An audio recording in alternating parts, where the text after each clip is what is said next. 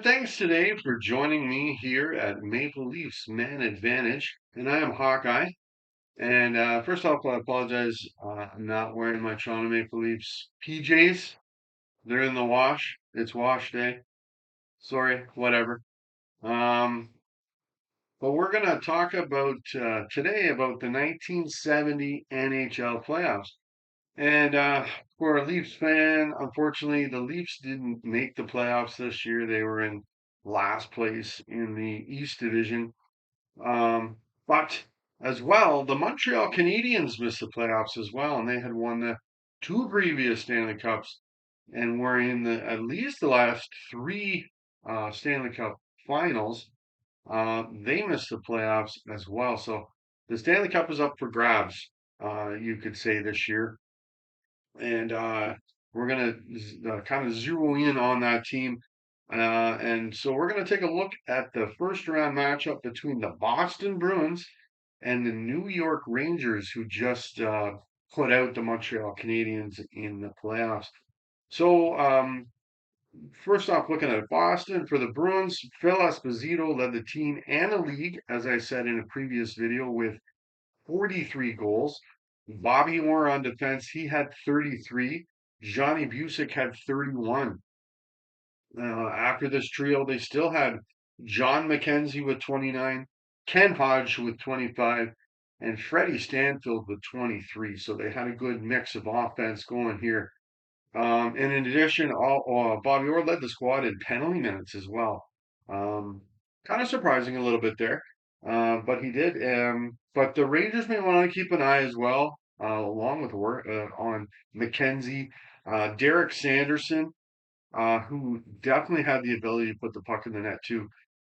He missed some games this year, I believe, for the Bruins, um, as well as a couple other D-men in Don Ori and Dallas Smith as well. They weren't afraid to mix it up either.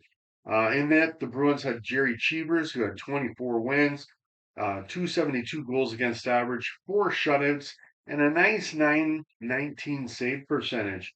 If needed, they also had Eddie Johnston, who had 16 wins, 298 goals against average, and three shutouts.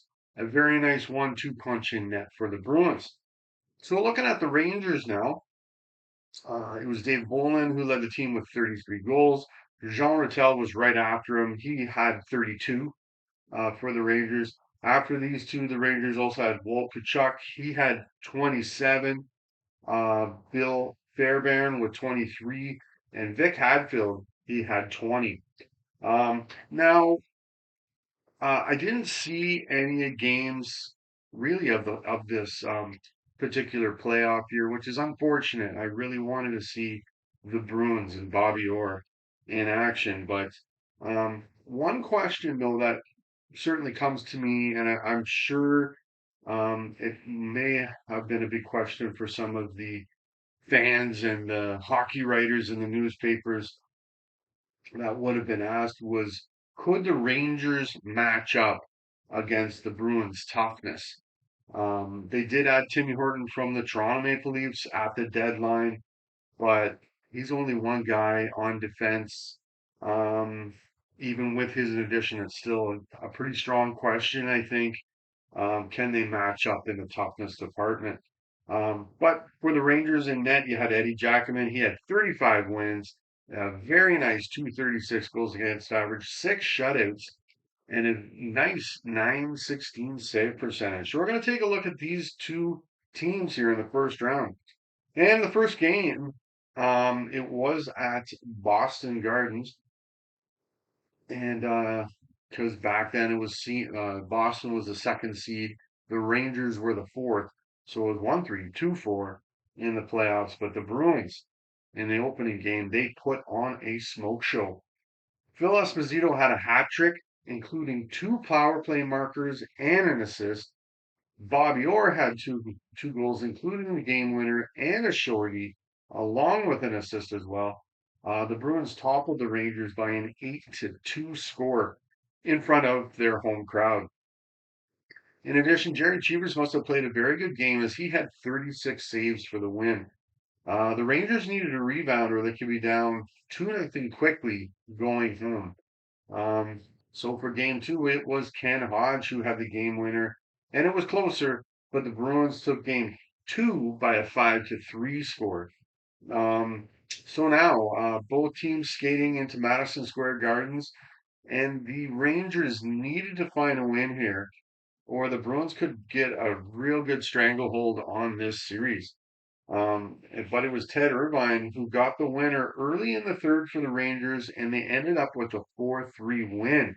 Even though the Bruins, after this goal, they tried to storm back. They were down 4-1, and they got a couple of third period goals, but it wasn't enough. The Rangers still were the victor in this game. Um, Now the Rangers, they continued their winning ways for game four. It was Rod Gilbert who had two goals, including a power play goal. Dave Ballin had a goal, the game winning goal, and an assist, and the Rangers took it by a 4-2 score in game four. Eddie Jackman grabbed 23 saves for the win for the Rangers, and now the series is tied right back up at two. The home teams are winning the games here, so we're going to return to Boston Gardens, and we're following suit, as I just said. And the home team wins, and that's what happens in Game Five as well. Phil Esposito had two goals, both in the third period, and one of them was the game winner. And Boston takes Game Five by a 3-2 score. So the Rangers were definitely able to get these games much closer after the game one where Boston just shot the lights out almost. And in this game, Cheevers had 28 saves for the win. So game six was going to be back in New York. Um, but this time, the tables were turned as the Bruins ended up winning on the road in game six. It was Bobby Orr. He had two goals, including a power play goal, and it was Wayne Cashman who had the winner for the Bruins. And the Bruins took it by a 4-1 score on the road. Cheevers must have played very well. He grabbed 33 saves, I'm sorry, for the win, and the Bruins skate away with the series win, taking the Rangers in six games. So looking at the Bruins here, incredibly, Orr led the team with seven. Yes, he had seven goals in just six games, and he was a defenseman. Both in he and Espo, they had 10 points as well for the Bruins. Phil, he had six goals in the six games. The team, they also had six power play goals and two shorties in those six games. I've said it in other videos, and I'll probably keep saying this till I die, probably. It's the playoffs. Special teams are super important. Cheevers had a great 932 save percentage in the five games that he played. Johnston played one of the games as well. So we're now into the semifinals.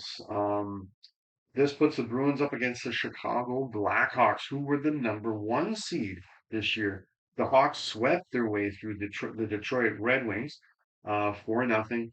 Bobby Hall and Stan Mikita, they both had three goals apiece, and Hall had 9 points in just four games. Great job there.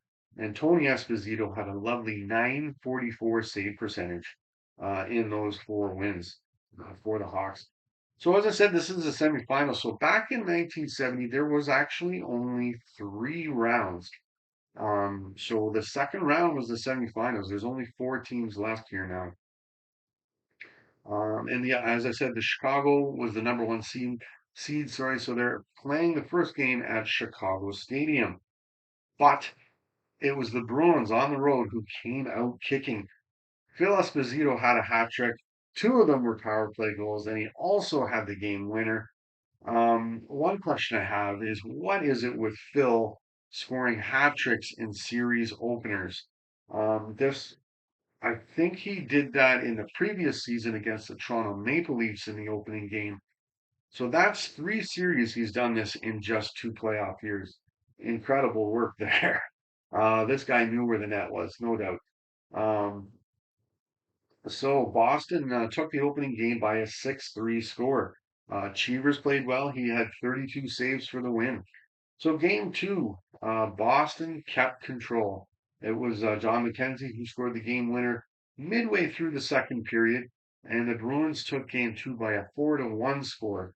Cheevers had 22 saves for the win in game two. So the Bruins are up 2-0 in the series, and now they're going home.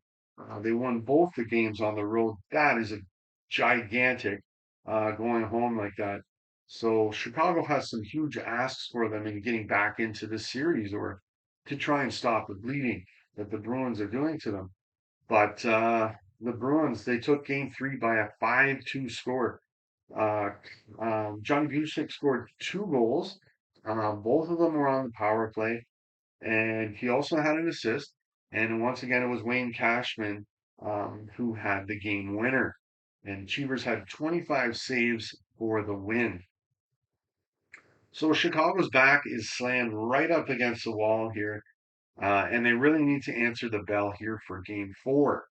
Dennis Hall in game four, he scored two goals for Chicago, but it was John McKenzie who scored the game winner late in the game. I think there was less than 2 minutes left in the game. He also had an assist, and the Bruins won it 5-4, getting a ticket to the Stanley Cup final and sweeping away the Chicago Blackhawks, which is gigantic. For the series, Espel or Phil Esposito, he had 5 goals and 9 points in just those 4 games. Excellent job there. So we're out to the finals.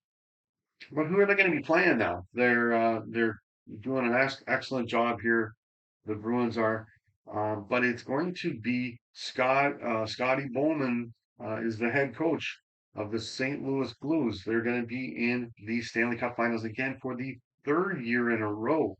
Um, that is excellent work there. They keep going through the West and getting to the finals. So they're going to be playing the Boston Bruins this time. They had lost the previous two Stanley Cup finals against the Montreal Canadiens. But here we go. So I'm going to take a little look, a little deeper look here into the Blues. Um, and for that, I see it was Red Berenson who led the team with 33 goals. Phil Goyette had 29. Gary Sabarin had 28.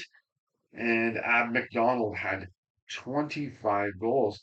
Now, it's excellent in that they had Jacques Plante, who had 18 wins, a great 219 goals against average, 5 shutouts, and a 918 save percentage. Excuse me. They also had Ernie Wakely. He had 12 wins. He led the NHL with a 211 goals against average. He had 4 shutouts and had a great 930 save percentage. That's not it. They also still had Glenn Hall. He had 7 wins, 1 shutout, and a 291 goals against average. So they had a three-headed monster in St. Louis, and it seemed to be working quite well for them. In the opening round, they beat the they are the St. Louis Blues, but they beat the Minnesota North Stars in 6 games in the first round. McDonald led the club with 5 goals and 8 points in that series as well. To mention Red Berenson, he had 4 goals and 8 points as well for the Blues. And in that series, they actually used all three of their goalies. Glenn Hall, each of those guys I talked about, it was Hall and Plante who had 2 wins, and Plante had a very nice 923 save percentage for the Blues. So in the second series, they were up against the Pittsburgh Penguins, and they beat them in 6 games as well. It was Larry Keenan and Frank St. Marcel. They led the squad with 4 goals in the series apiece, and Keenan also had 7 points. Those same three goalies were used again for the Blues. And once again, both Plante and Hall had the 2 wins in the series.